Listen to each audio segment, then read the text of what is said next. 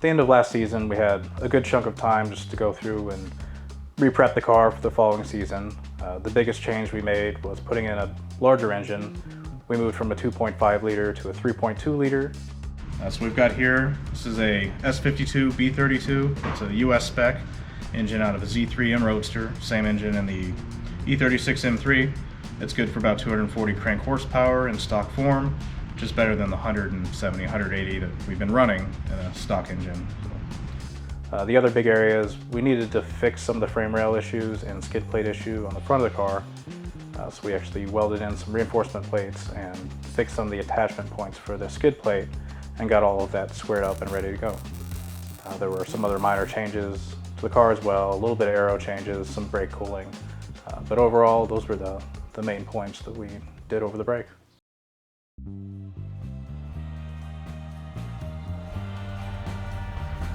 We're out here at the test day. We're just making sure the car is all good to go. I found a few issues, fixed those, and we've probably done 7 or 8 passes at this point.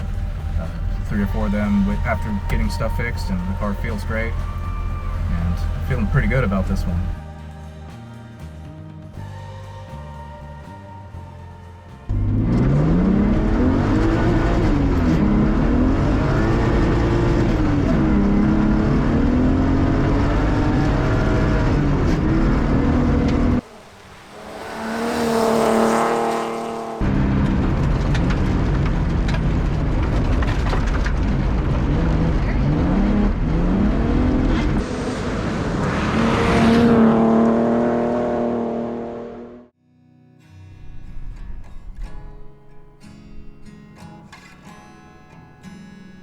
Good morning. The alarm went off at 5. It's now 6:30. We are headed to do reconnaissance. I've got salt and vinegar chips and a driver. Are you ready? No, well, let's go. Yep, it's early. The Friday stages, we went out and did first, and those seem to be really smooth, really fun. We're gonna get the cattle guard jump in there, and then we went and did the Saturday stages, and the Saturday stages look like they are nothing but trouble.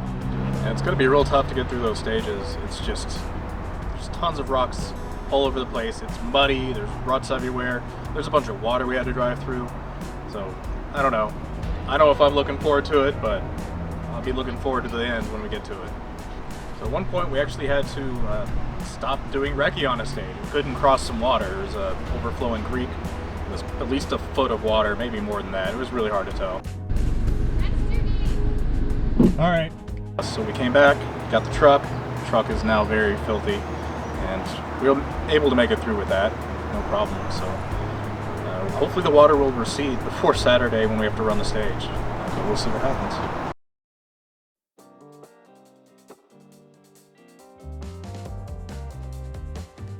Every time we do a rally, leading up to the first stage, I always get kind of anxious and excited and a little bit nervous. So going into the first stage on Friday, we were feeling pretty good about the car. It had been running well in the shakedown. I felt the normal jitters, nervousness, but once we set off down the stage, the car was just amazing. There's so much more power, so much more torque. The car just wanted to go, and go, and it was just great. Into right 2, opens, tightens. Into left 3 short. Here's tightens, into left 3 short. 30, left 3 short, yep, 30, turn left 1,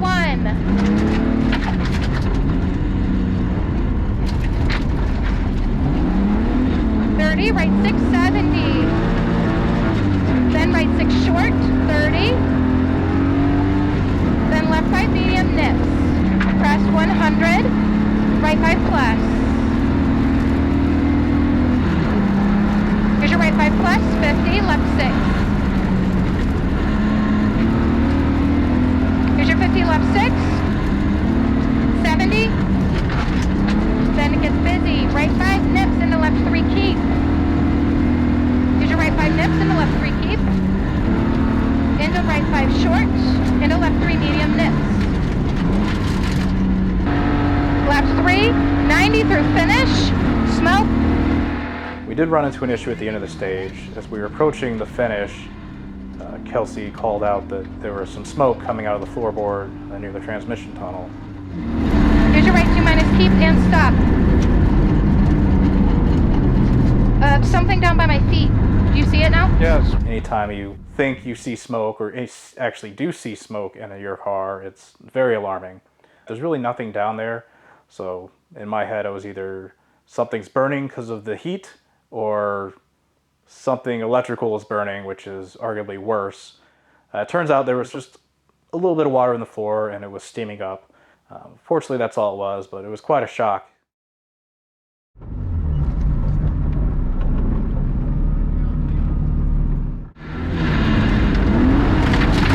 Stage 2 was the stage I was really looking forward to. This is the cattle guard stage that everybody's familiar with. I love the stage with the cattle guard jump. It's such a fun stage. And I was really excited because we've run that stage enough times that we both know it very well. We were just flying, carrying a very fast pace. So I was pretty determined to try and, show some people how this stage could be done. Acute left.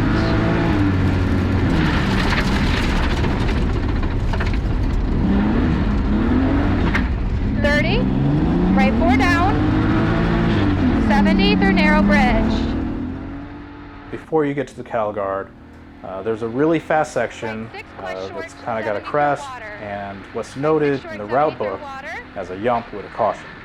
We did not even mark it as a yump, and we probably should have. Because we were carrying so much more speed than we normally do, this new engine just really helped with that. We caught quite a bit of air. 70, after your 70 is a right 3 loose, right 3 loose, after your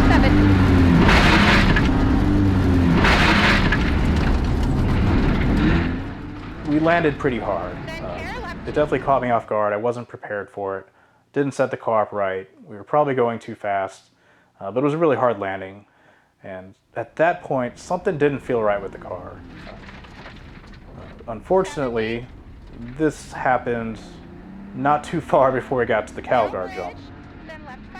We were carrying a decent amount of speed.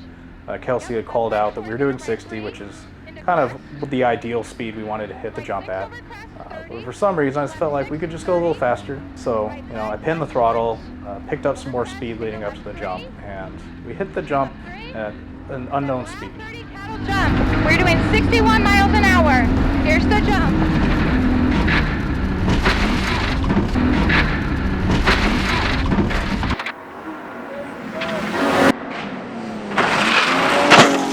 We were definitely airborne for a little bit longer than I expected. We landed very hard.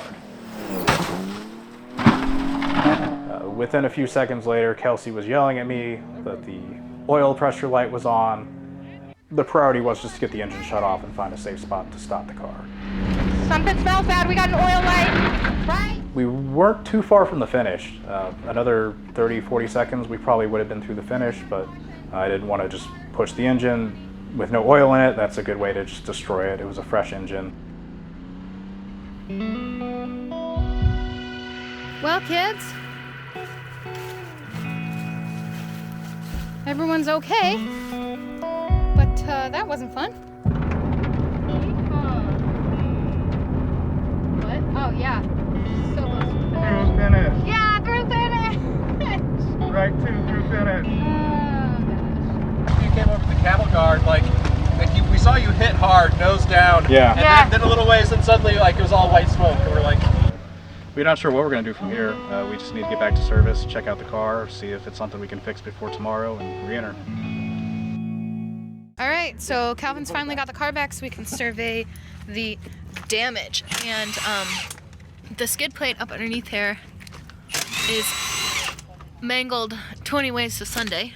And, oh my gosh, I didn't even see this over here. Holy crap! This piece of metal used to be flat, and there's 2 massive folds in it. So, yeah! This is not quite as, not quite as good as Al Dante's Swiss rolled. So that was flat before? There are quite a few things that had come together to even try to make a re-entry possible. We had to source a new oil pan, we had to source a new skid plate. The sump guard was currently where the oil pan's supposed to be, so we also had to fix that. So at one point we had the car with ratchet straps come along, just basically anchored between two trucks as we were trying to pull the bar back.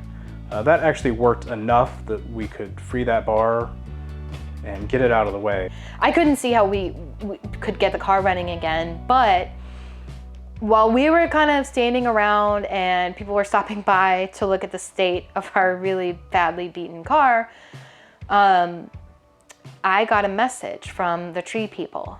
The tree people are some really cool guys we caught on video last year at Ojibwe Forest Rally, out in the woods, in the trees, getting videos of cars flying by.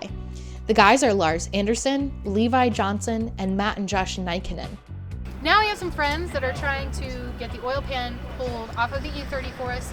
Ben, back at our shop, is pulling an oil pan off a car there. It's a couple hours away, so Calvin's gonna drive to go get it and come back so that maybe we can get an oil pan on it tomorrow. Our skid plate is folded. I don't know what we're gonna do about a skid plate tomorrow. I'm gonna bring back some sheets too. Oh, Calvin's gonna bring back some Drill steel. bits, and we'll figure that out.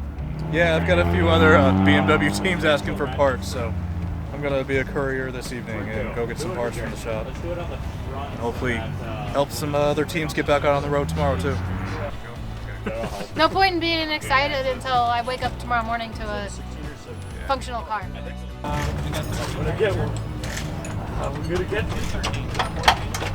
yeah, it's coming. Oh, you got her? Yeah. Well, have some nippies. Little cinder's off. Where's that? Look at that. That guy's long. Yeah, that's a big pickup. Oh yeah, baby. You want a picture? You want the window there? Oh. How's that back drive anymore? It's not supposed to be there? Yeah, it's supposed to be there. Yeah, removable. Yeah, it's a viewing window. Look at that. That's fun. So I made the trek all the way back to the shop. I did have another spare oil pan that had been previously cracked at LSPR. So I grabbed that, threw it in the car, had to remove a few other parts from other cars for these other teams, got that stuff loaded up. And by then it was about 3 a.m. I still had a few hour drive back. So once I finally got back to the rally, it was about 5 in the morning. I dropped off the few parts I needed to drop off for those teams.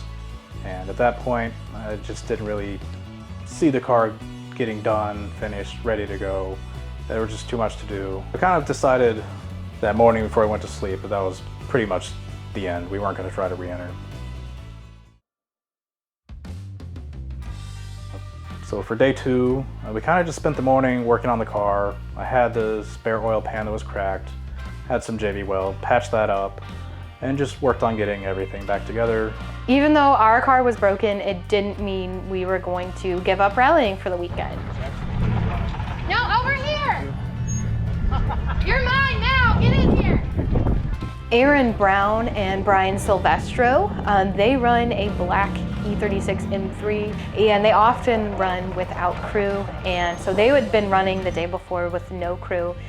And when they came back to the first service, they obviously had a damaged suspension component, and so they came rolling over to our service area and was like, hey, we need help.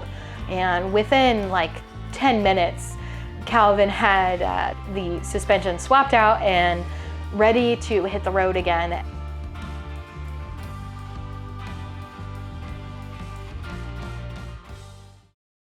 I figured the end of the rally would be the perfect time to just go get my camera and do some interviews at the end of the rally. It was kind of fun, you know, even though we didn't finish, I still got to celebrate with all of the teams that did. Yes, well, it was terrifying at the beginning because Ryan was going way faster than he's ever gone before, but he actually did really well, and I'm really proud of him, so I thought it went awesome. And Rachel was great on the notes. Thank you very much. Yeah, I'm always great on the notes though, so. Perfect. That is all. So yesterday was interesting. We were pushing hard and we're not doing very well. I don't know what was going on, but you know, the car was just not going fast. We were like 7th overall, or an open 2-wheel drive at the end of yesterday. So today we used our massive ground clearance to our advantage and just went as hard as we could through the southern stages, and it paid off, I guess. So yeah, really good. It went okay until the second running of Southern Loop. This was our first time ever running Southern Loop. Second time we ingested some water and had some misfiring problems, and we were just lucky to get the car through it. And then after that, it was just keep the car in one piece and let's finish the rally. And I think we ended up third on the podium for regional open two-wheel drive. So overall, not a bad weekend, you know. I'll take it. But it was our first finish together at 100 Acre Woods, so congratulations to both of us. Yes, very happy about that. First time in 3 attempts. 3 attempts. 4 years, Yep. so 4 years. I'm very happy. Very, very happy. And the car's mostly together? Yeah, that's good. Oh, great. I mean, first in regional. We thought we were second, but apparently we're first, so I'll take it, you know? It feels great. First win. It was a fun event. It was very challenging. That Southern Loop is the best. I wish they would run stuff like that all the time. Forget the fast stuff. I'll do that all day. It was really fun. A lot of carnage. Cars off everywhere. We didn't really have any issues until the end, which I think I broke an axle, but we made it here, so it doesn't matter. Well, that rally was by far the hardest rally we've ever had down here. This is the 7th time we've done this rally, and pretty much just beat the ever-living bleep out of every single part of the car. Wheels, tires, suspension, skid plate, lost the exhaust, lost headlights, lost bumpers. Had a great time. We finished. Had a blast. So this is my first race. I was my first co-driver. He's the second race for him, and it was unbelievable. Probably the best 2 days of my life because it was so much fun, and this track, I mean, it was fantastic. It's everything I could have ever hoped for.